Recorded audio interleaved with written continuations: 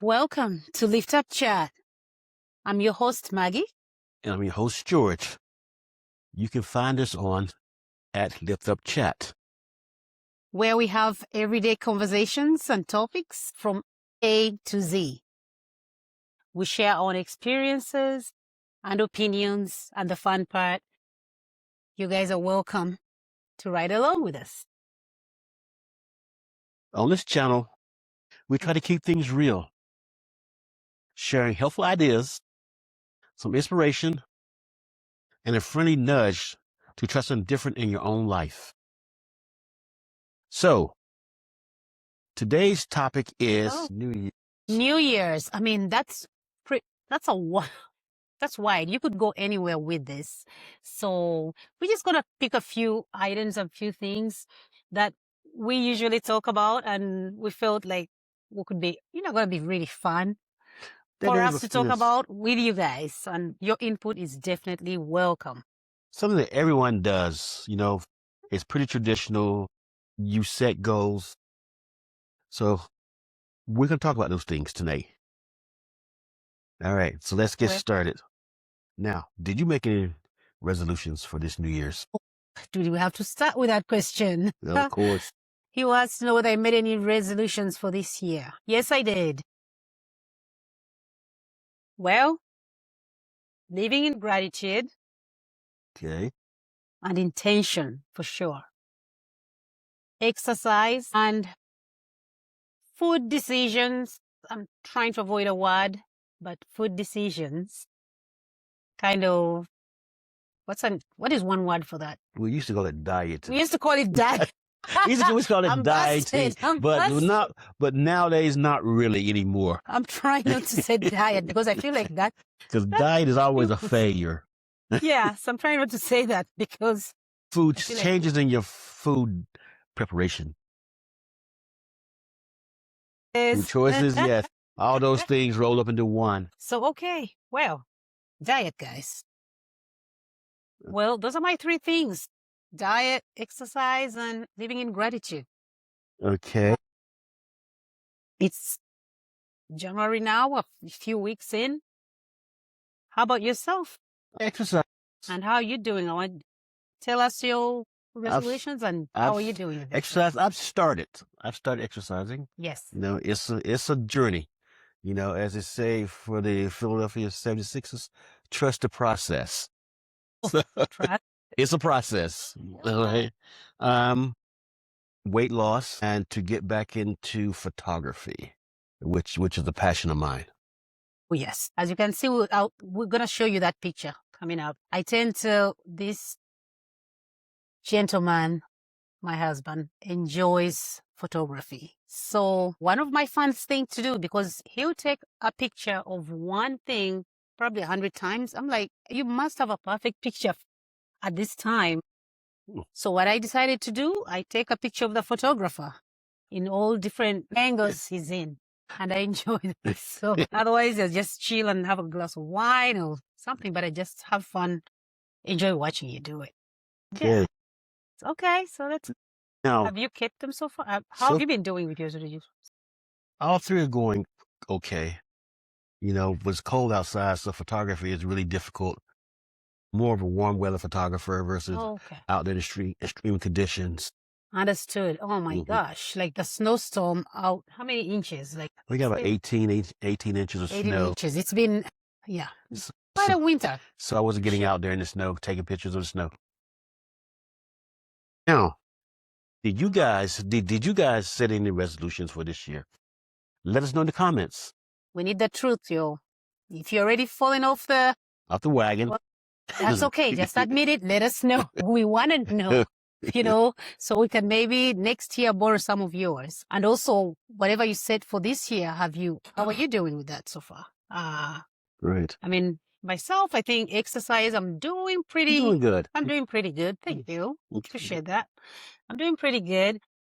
try to do 5 miles here and there, and different kind of things. And food choices, that's still a weakness, I'm gonna say, but I'm trying. I think I'm better than last year. Yes, you are. So I'm trying to do that. And then living in gratitude, I think I am definitely, there've been some challenges, but I am trying, definitely. I'm better than last year as well. So let's talk about last year's resolutions. Okay. Did you make any? Last year I did, guys. I did. Again, exercise, which I felt I did pretty well last year. Did run the BAA, the Boston Athletic Association medley, which is a 5K, and half marathon. And a half marathon. I Yes. did that, and in between, of course, you have to train. So I feel like I did pretty good on that one. Then living in gratitude, I'm gonna say I didn't do so well. I tried. Some positive, I had some wins, but also some difficult times, when you worry and think about things, and then you have to reset yourself and remind yourself of what's in front of you. Exactly. So this year I feel like I've started out strong with that gratitude. I hope it stays that way, and it must, right? Which means I'm trying to be intentional this year with it. The third one, again, I think was food. Travel. I would say food. I was near. It was travel, guys, mostly. And I think we did pretty well. Oh my we goodness. did great. Yeah, travel was excellent. 200%, yo, guys. We're going to have the next, maybe one of the episodes coming down the road. We're going to be talking about travel. Guys, we've done some pretty fun and crazy road trips. We're going to be talking about probably every single state and give you some advice. So get ready for that. Yes. So travel check. Yep. Exercise check. Gratitude. No, medium. But yeah. How about yourself? My goals last year were exercise. Okay. It worked okay for a while. Weight loss, failure. I mean, the road trip didn't help. The road trip did not help. Eating on the road is not a plan for weight loss. For some reason, you feel like you have a pass to just eat up everything. Yeah. And getting back into church, that was a big one. And that was definitely something that really helped me. Well, that was a success. You really did well on that one. And, and right now you got to tell them you're a member. Yeah, I'm a member of the Plymouth Church now. Getting back to my roots of going to church. As a kid, we always went to church. We always went to church as a kid. No, that was mandatory. We could miss school, but we couldn't miss going to church. Thank you, Mama, for you planting that seed. Yeah. So good job. So we but you did go to school too, so you go to school, but you could stay home from school every now and then. But church, absolutely. So in my neighborhood, all the kids went to the same church, Green Chapel Baptist, a Baptist church in North Carolina, and we actually had a church bus that came to our neighborhood and picked all the kids up. So there was nothing. I don't have a way to get to church because there was a bus, and we all went. So it was good. It was good. Okay. And did you guys have any roles in church, like Sunday school? How was that? How was it set up? Yes, Sunday school first, and then we had church afterwards. I was a superintendent of Sunday school, and guys, you hear this? He was a superintendent of Sunday and my sister was the old sister was the secretary. And then when I left there, my next brother and sister became superintendent and secretary, all the way down to my youngest siblings. And that church is still there. It's still standing, guys. We visited that church. On our road trip, we visited the church in Smithfield. The church is still there. I don't know if it's still open or not, but it's still there. Still there. Well, it was nice to visit that church with George. So it was and the kids. Now, you guys, did you make resolutions last year? And how did you do? Comment below. We want to know. We might select a few of them for next year. But yes. How about any regrets or from previous year? No. Well, you shouldn't have regrets. You shouldn't have regrets. Tell me more. You just want to do better. Don't regret because you can't change it. It's in your past. And my motto is always move forward. Always move forward. I Always like move that. forward. I like that. And You then know? also the fact that you said something to improve your life in any way is a plus, is a positive, right? Even if you moved the needle just 0.1, Slightly, yes. it's still a positive. So that's, I love the way you're looking at that. Right. Yeah.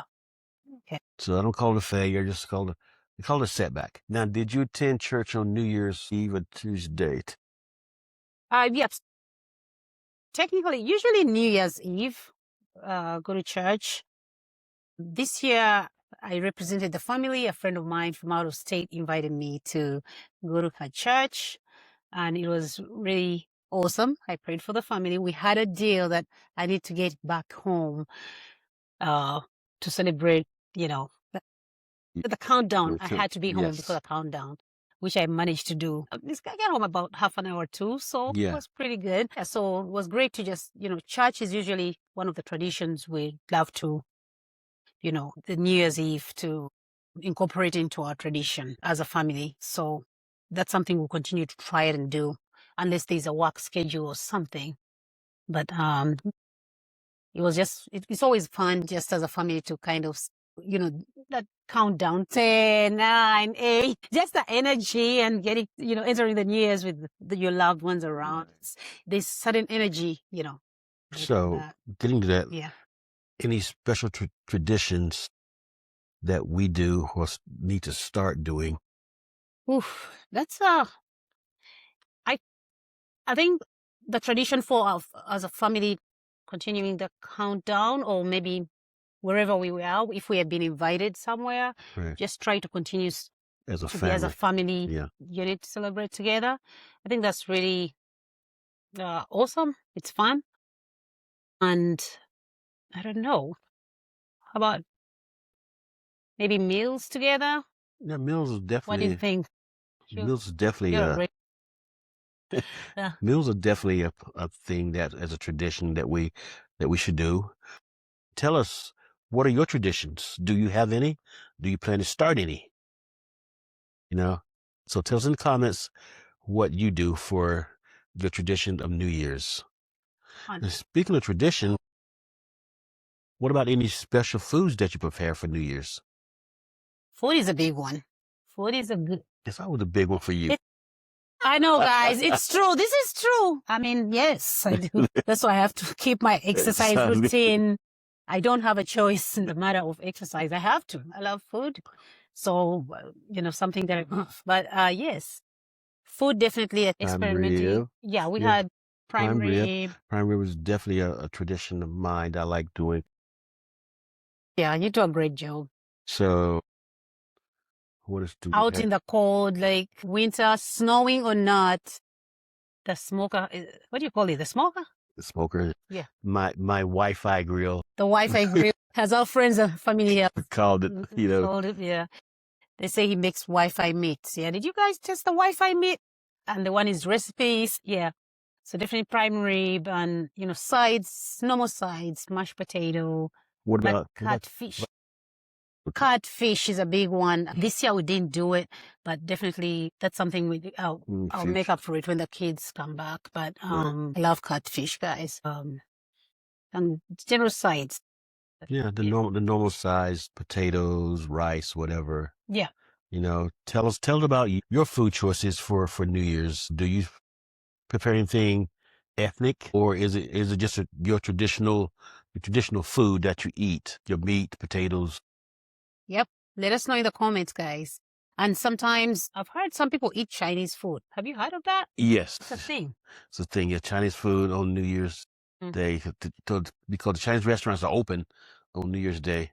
So it's a tradition that people go.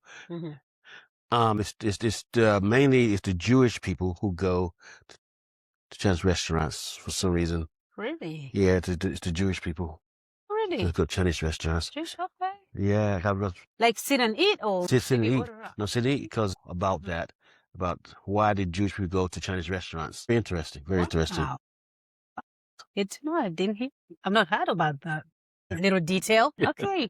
And then what are some things that you feel like you'd love to do and haven't done? I'll start. Do you have anything? I know what I would love to watch the ball drop in New York City. I'd love that. That has been a thing for me for many years, and I hope I can shake it off as a family. Hopefully you guys can all join me and we go together in that madness. I want to be there in the cold, in the loud crowds and watch the ball drop. Have you guys, if you've done it before, New York City, let us know, watching that ball drop. Let us know give us some advice before we go and get ourselves into trouble. Right. Where did you stay? Right. How was your experience? So let us know about everything that you did and how it turned out. What else? Yeah, like what restaurants did you visit? Right. Or what did you bring your own food, or did you go out to restaurants to eat in New York City? Because I'm assuming it must be crazy to even get a reservation around that time. So yeah, please give us some tips. We don't want to get down there and you can't find food to eat. All the reservations have been taken by other people coming in. So let us know, did you find a favorite spot that you went to, and how was the food? Well, I guess as a backup, I might prepare some catfish for us and some green bananas. Take to New York City. Okay. All right. I'll just make sure there are no bones. Yes. He does not like bones. That's not a thing for you. Bones and fish, no. Bones and fish is a no-no. I've outgrown that. Oh, yeah. Efficiency. Guys. Oh, that's a question. That's a question we can ask. Do you prefer fish with bones or fish with no bones? Let us know. Hands down, fish with bones is the best. Guys, with the fish head and the eyes and all this, the fins, I love it. You take your time. It's interesting, just making sure there are no bones as you get that piece of fish to eat. It's the fun and the time you're taking to actually appreciate the meal in front of you. I feel like if it's fillet, you just inhale it. Where is the fun in that, guys? No. I mean, who's with me here and who's with George? I can tell you who's with you here. Okay, who? You know who's with you. Senti. Our friend Senti. He always teases me about bones because he knows I don't like fish with bones. So that's one of the things, like, okay, I got fish with no bones this time. That's an ongoing joke. Our friend Rob, I was having a conversation with him, and I told him, I'm like, I'm glad George is not here. I'll be outnumbered. I was telling him about your story when I served you. I served this handsome man a nice plate of catfish. Somehow in my head, I served my man the head, fish headed, so good, creamy soup, sitting on the table, babe, here's your plate. Soon as I turn around, he's like, babe, what's this? This fish head, why is it looking at me for? I'm like, what do you mean? How about thank you? He's like, no, the fish head. He's looking at me. I'm like, he's looking at me. So I told Rob this story. So Rob is like, I'm right there with George. I don't want any fish head eyes. His eyes looking at me, staring at me, and I'm staring at him. Yeah, fish all the way. So he was with you, and I was like, okay. So if George was here, I was gonna be out now. Yeah. So definitely, there's people who are really strongly love their fillet and strongly love fish. And I have a hard time when I'm going out to buy the catfish.